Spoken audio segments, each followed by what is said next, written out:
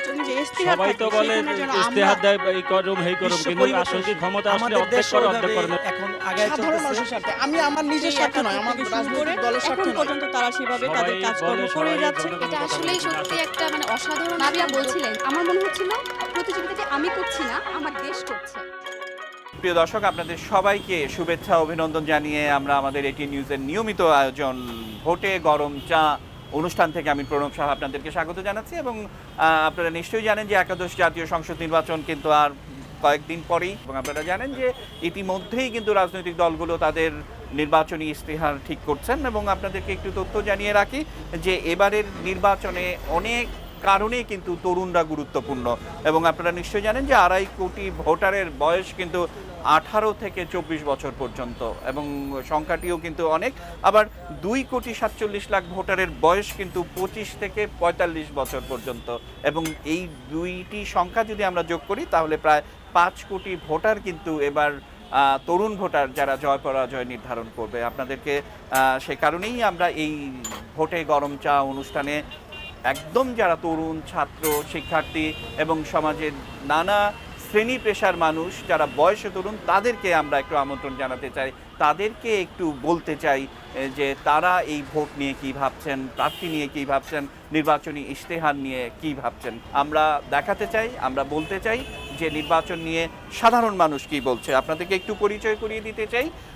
ভোটে গরম চা অনুষ্ঠানে আমরা যাদেরকে আমন্ত্রণ জানিয়েছি, আমাদের সঙ্গে আছেন আমার হাতের ডান দিকে শাহাবুদ্দিন। তিনি রাজশাহীতে থাকেন, পেশায় একজন ছাত্র, পড়াশোনা করছেন। শাহাবুদ্দিন, আপনাকে ধন্যবাদ জানাতে চাই। আমাদের তার পাশেই আছেন তানিয়া সুলতানা হ্যাপি, তিনিও ছাত্রী একজন, তার বাড়ি হচ্ছে কিশোরগঞ্জে। আপনাকে স্বাগত জানাচ্ছি তানিয়া। এবং আমাদের সঙ্গে একজন ক্ষুদ্র ব্যবসায়ী আছেন মোহাম্মদ কামাল, তিনি চাঁদপুরের বাসিন্দা এবং তিনি আমাদের আজকের অনুষ্ঠানে অংশ নিচ্ছেন। আমার বাদিকে রয়েছেন মোহাম্মদ আসাদুজ্জামান, তিনি মুন্সিগঞ্জে থাকেন, তিনিও একজন ছাত্র, পড়াশোনা করছেন। আমার তারপরে যিনি আছেন মোহাম্মদ আল নাইম, তিনিও কিন্তু একজন ছাত্র। আপনাদের প্রত্যেককে শুভেচ্ছা জানিয়ে শুরু করতে চাই। আমি তানিয়া সুলতানা হ্যাপি আপনাকে দিয়ে শুরু করতে চাই যে যেমনটা বলছিলাম যে আসলে নির্বাচন এবং নির্বাচনে ইশতেহার কিন্তু সব দলগুলো করছে। তো একজন তরুণ ভোটার হিসাবে আপনি কি আশা করেন যে এই ভোটের ইশতেহারে কি থাকলে আপনি মনে করবেন যে সেটা তরুণদের জন্য খুব কর্ম উপযোগী হবে? আপনি কিভাবে দেখেন বিষয়গুলো?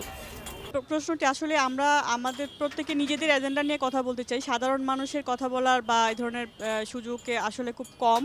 তো এখানে আমি যেহেতু পেয়েছি, আমি একজন সাধারণ ছাত্রী হিসেবে, সাধারণ মানুষ হিসেবে বলবো যে প্রত্যেকটা দলই নির্বাচনী ইশতেহার দিবেন। তো সেই ইশতেহারে আমি যেটা চাই, আমি যদি একজন সাধারণ ছাত্রী হিসেবে চিন্তা করি যে আমার পড়ালেখা শেষ করে আমার একটা ইচ্ছা আছে, সেখানে আমি চাই যে আমি একজন উদ্যোক্তা হব।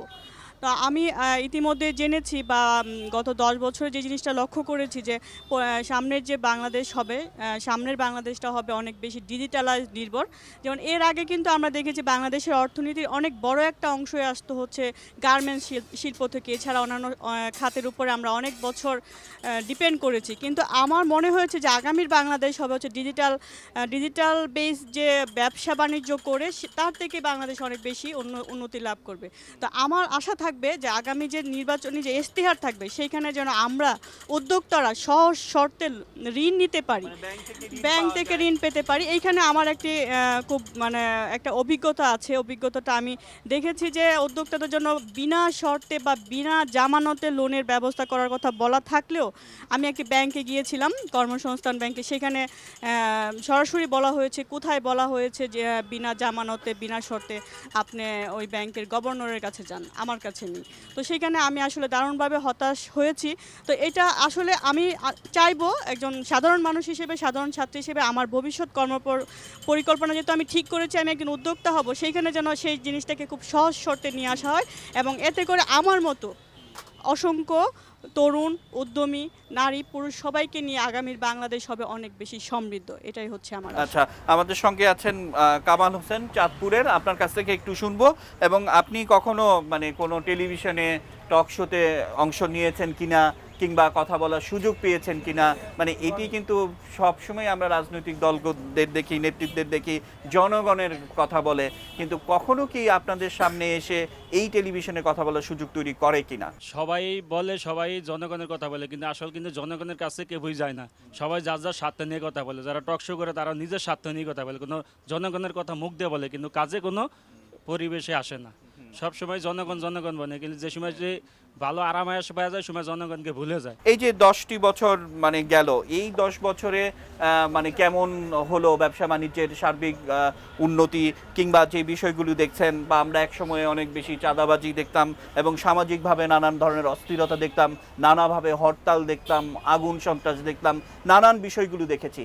এইবারে মানে এই 5টি বছরে কি এই ধরনের বিষয় হয়েছে বা ব্যবসার ক্ষতি হয়েছে এমন কিছু কি এই 5 বছরে পেয়েছেন আপনারা? আমি ঢাকাতে 98 সনে আসছি। 98 সনে আইসা দেখি ঢাকার যে বেহাল অবস্থা, এখন এর থেকে অনেক উন্নত হয়ে গেছে। তবে আগে অনেক সাদাবাজি দেখা, 10 টাকা নিয়ে হাইটে গেলে পকেট থেকে নিয়ে যেত।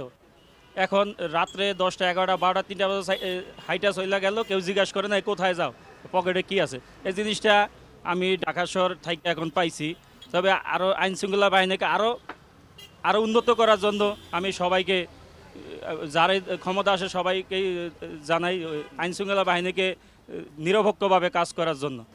আচ্ছা, এই যে বললেন যে আপনি 98 সালে ঢাকায় এসেছেন, সেই 98 সালের ঢাকা এবং এই ঢাকা অর্থনৈতিকভাবে তখন কত উপার্জন করতেন, এখন আপনি কত উপার্জন করেন? ওই সময় আমি মাসে 2000-3000 টাকা উৎপাদন করতাম, আমার দেখা যায় একটা চা খাইতেও পারতাম না। এখন ইনশাল্লাহ মাসে 30 কেজি গরুর গোস্ত খাইলে ইনশাল্লাহ আমি অনেক পারি।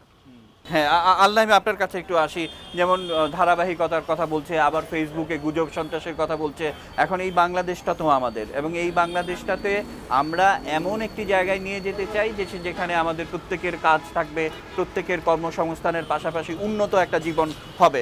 আমরা সাম্প্রতিক সময়ে দেখেছি যে আমাদের এমন কিছু অ্যাপস নির্ভর ব্যবসা বাণিজ্য চলছে। যেমন আমরা এখানে আসলে আজকাল উবারের মাধ্যমে, পাঠানোর মাধ্যমে দ্রুততম সময়ের মধ্যে চলে আসি, যে কারণে কিন্তু সামাজিক অপরাধও কমছে, আবার কর্মসংস্থানও হচ্ছে, এবং তরুণ প্রজন্ম কিন্তু একটা ভালোর দিকে যাচ্ছে। আপনার কাছে কি মনে হয়?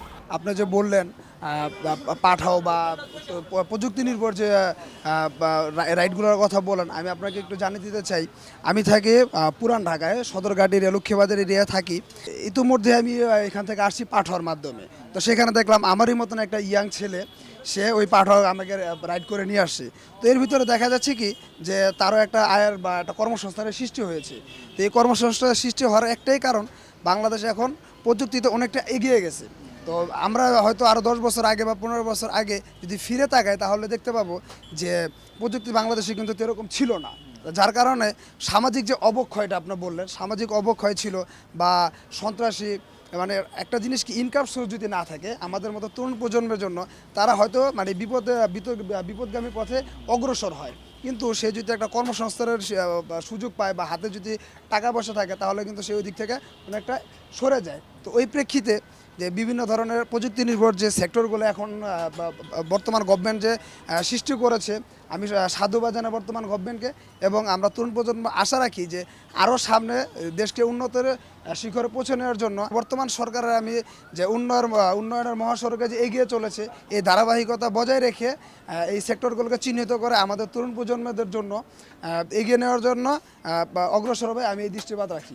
আমাদের সঙ্গে আছেন আসাদুজ্জামান, তিনি মুন্সিগঞ্জের ছাত্র। আমরা আসাদুজ্জামানের কথা শুনবো। এবং আসাদুজ্জামান, একটা বিষয় যেমনটা বলছিলাম যে যেমনটা ওনার কথা সূত্র ধরে, উনি যখন 98 সালে ঢাকা এসেছেন এবং এখনকার ঢাকা আমূল পরিবর্তন, একদম একটা সার্বিক উন্নয়নের একটা বিষয় কিন্তু থাকে।